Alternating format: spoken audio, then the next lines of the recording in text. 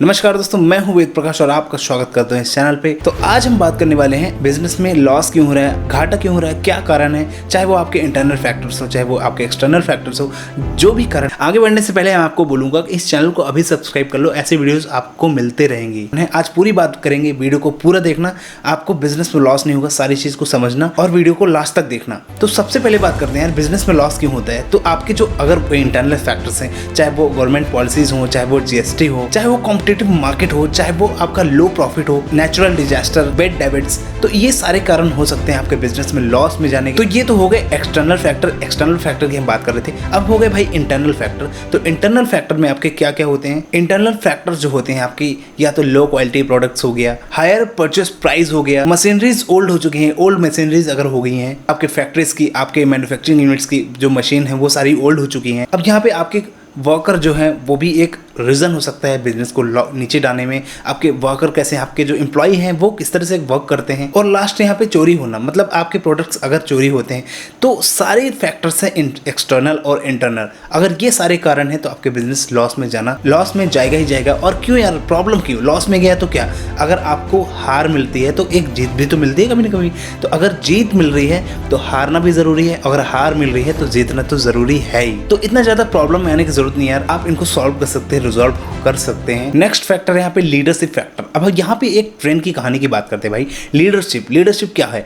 अगर आपका लीडर ही बेकार है तो आपकी जो गाड़ी है वो बहुत टेढ़ी मेढ़ी चलेगी, गाड़ी खराब भी हो सकती है, पलट भी सकती है। मान के चलते हैं, हम एक ट्रेन पे देखते हैं। अगर एक ट्रेन है, ट्रेन की जो बोगियां हैं, जो पीछे डिब्बे लगे हुए हैं, जो इंजन खींचती है ट्रेन को, तो मान के चलो यार वो इंजन पीछे के जितने डिब्बे हैं उन सबको खींच रही है ना। अगर इंजन सही से चलेगा तो पीछे के डिब्बे भी पीछे सही तरीके से आएंगे। अगर आपका इंजन ही बेकार तरीके से चल रहा है तो पीछे के डिब्बे उलट पुलट जाएंगे, खराब हो जाएंगे, पलट जाएगी, कहीं पे दुर्घटना हो जाएगी। तो यही कारण है यहाँ पे लीडरशिप। अगर लीडरशिप गड़बड़ है तो आपकी कंपनी ऐसे चलेगी, मतलब सही शॉट नहीं जाएगी, आपको लॉस होगा ही होगा। तो यहाँ पे लीडरशिप में यार हम ट्रेन की बात कर रहे थे ना, तो वहाँ पे इंजन और ट्रैक्स आते हैं। तो इंजन अगर आपका सही है, अगर आपके ट्रैक जो है वो सही है, तो आपकी ट्रेन सही तरीके से चलेगी, आपकी जो गाड़ी है, आपकी जो कंपनी है वो बहुत अच्छी तरीके से चलेगी, उसमें प्रॉब्लम नहीं आएगी, प्रॉब्लम क्रिएट नहीं होगी। तो आप इसको समझो और जानो, आप इन सारे स्ट्रैटेजी को अपनाओ। अगर आपकी स्ट्रैटेजी ओल्ड है, पुराने तरीके से आप गाड़ी चलाते हो, पुरानी तकनीक से आप अगर जाते हो,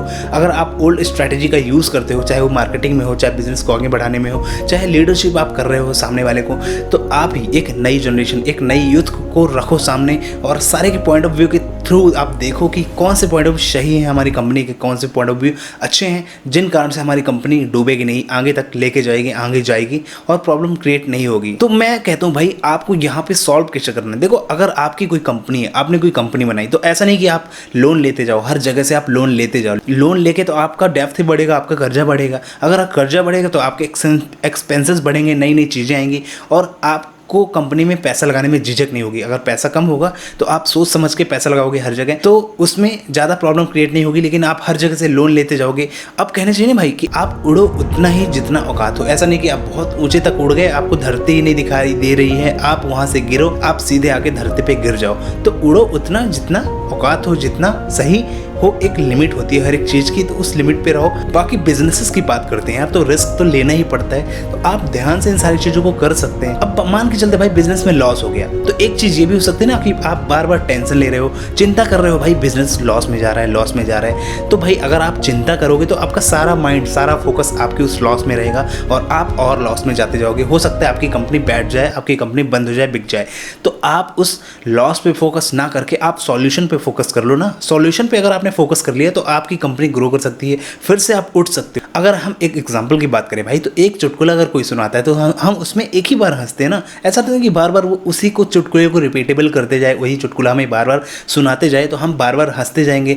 एक चुटकुला आप कब तक हंसोगे। सेम चीज़ है भाई कि लॉस अगर एक बार हो गया तो आप उस पर फोकस मत करो, आप सॉल्यूशन निकालो, किस कारण से लॉस हुआ, सारी चीज़ों की लिस्ट बनाओ, कौन सी गलती आपने की जिस कारण से आपको लॉस हुआ, उन सारे प्रॉब्लम्स को रिजॉल्व करो।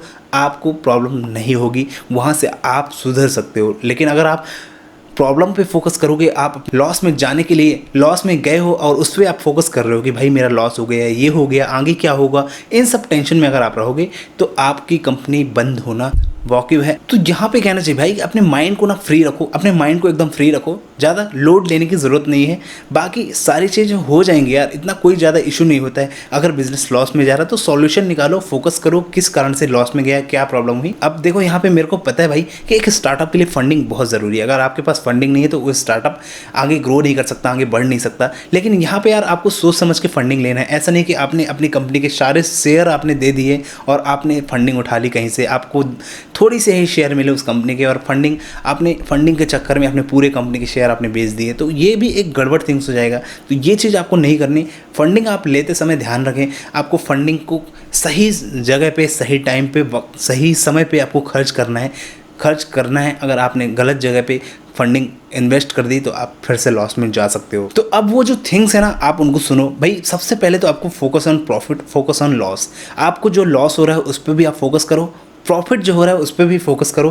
किन कारण से आपको प्रॉफिट हुआ, किन कारण से लॉस हुआ, इनको नोट डाउन कर लो। अब आप अपनी एक अच्छी टीम बनाओ, बिल्ड अ स्ट्रॉन्ग टीम। अब आप अपनी एक अच्छी टीम बनाओ, आप अपनी टीम को बैठाओ, पर डे आप उनसे मीटिंग्स अरेंज करो। अगर आपने उनसे मीटिंग में सारी चीज़ को डिस्कस करो कि भाई कौन सी प्रॉब्लम हो रही है आपकी कंपनी में, अगर मैन्युफैक्चरिंग यूनिट में प्रॉब्लम है, कहाँ पे दिक्कत जा रही है, मशीनरीज में प्रॉब्लम है, या जो भी प्रॉब्लम्स हो तो आपके एम्प्लॉय ही बताएंगे, क्योंकि आप तो सिर्फ कंपनी के मालिक हो, आप साइड में बैठे हो। अब आपके एम्प्लॉयज़ वर्क करेंगे तो इन सारी चीज़ों को डिस्कस करो ना अपने एम्प्लॉय से, क्या प्रॉब्लम रही क्या नहीं, तो ये भी एक सॉल्यूशन का जरिया हो जाएगा। नेक्स्ट है यहाँ पे हैव अ इंटरनल मीटिंग्स। आपको अपने एम्प्लॉयज़ के साथ मीटिंग्स करनी है पर डे। आप उनसे मीटिंग करो, अरेंज करो, पूछो, जानो, समझो क्या हो रहा है कंपनी में, क्या चल रहा है और हम लॉस में क्यों जा रहे हैं, प्रॉफिट में कैसे जाएंगे, हम क्या नई चीज़ इसमें कर सकते हैं, इन्वेंट कर सकते हैं। Take external advice. दोस्तों आप बाहरी लोगों से या आप अपनी जो टीम है उनसे आप उनकी एडवाइस ले सकते हो कि आप अगर कोई फैसला ले रहे हो तो उस फैसले में वो कितने सक्षम है, वो कितना बता रहे हैं भाई कि इस फैसले में ये सही है, ये गलत है। तो ये आप उनसे ज़रूर एडवाइस लेते रहें। Develop a strong business plan. दोस्तों आपको अपने बिजनेस के रेवेन्यू मॉडल में एक अच्छे प्लान को डेवलप करना है फिर से, और कैसे आपने सिस्टम को बनाया है, कैसे आप रेवेन्यू कमाते हो, इन सारी चीज़ों को और स्ट्रॉन्ग तरीके से बनाओ। गलतियों को तो आप निकाल के रखो एक साइड में, फिर आप उसमें धीरे धीरे इनोवेट करो नई नई चीज़ें, आपको लॉस नहीं होगा। लास्ट है यहाँ पे एम्प्लॉय ट्रेनिंग एंड अवार्ड्स। दोस्तों आपको एम्प्लॉय को ट्रेनिंग देनी है, कैसे उनको वर्क करना है, इन सारी चीज़ों को आप उनको ट्रेनिंग दोगे तो वो आगे काम करेंगे, आगे ग्रो अप करेंगे। ऐसा नहीं कि आपकी जो टीम है वो वर्क ही नहीं करती है, बस 9 to 5 वाली जॉब करके अटेंडेंस लगाने आती है। तो इन सब चीज़ों पे फोकस करो, ध्यान दो, और कंपनी को ग्रो अप करने में आपका बिल्कुल फैक्टर हो जाएगा यार कोई, और कंपनी आपकी ग्रो करेगी यार। आप थोड़ी सी इन चीज़ों में एफर्ट्स लगा लो, अपनी टीम पे या फिर आपके बिजनेस प्लान पे। इन सारी चीज़ों को आप देखो, समझो, जानो, और अपने बिजनेस प्लान को आप आगे ग्रो कर सकते हो, आगे बढ़ा सकते हो। ऐसी कोई ज़्यादा दिक्कत नहीं है, प्रॉब्लम क्रिएट नहीं होगी। बस आपको इन सारी चीज़ों को नोट डाउन करना है और इनको फॉलो अप करना है। जब आपकी कंपनी खड़ी हो जाएगी आपको लॉस नहीं होगा, आपको ज़्यादा दिक्कत नहीं होगी। आगे ऐसा है नहीं यार, आप कोई भी कंपनी खोलोगे तो आपको प्रॉफिट ज़रूर होगा, और एक दिन लॉस होगा, एक दिन प्रॉफिट होगा। तो ये एक सिलसिला है, चलता रहेगा। डिप्रेशन में जाने की ज़रूरत नहीं है, बाकी सब अच्छे से चलेगा, कोई दिक्कत नहीं है। दोस्तों फिर मिलेंगे नेक्स्ट वीडियो में। आप इस चैनल को सब्सक्राइब कर लो, बेल आइकन को प्रेस कर दो। फिर मिलेंगे नेक्स्ट वीडियो में। बहुत बहुत धन्यवाद। Thanks for watching. जय हिंद, वंदे मातरम।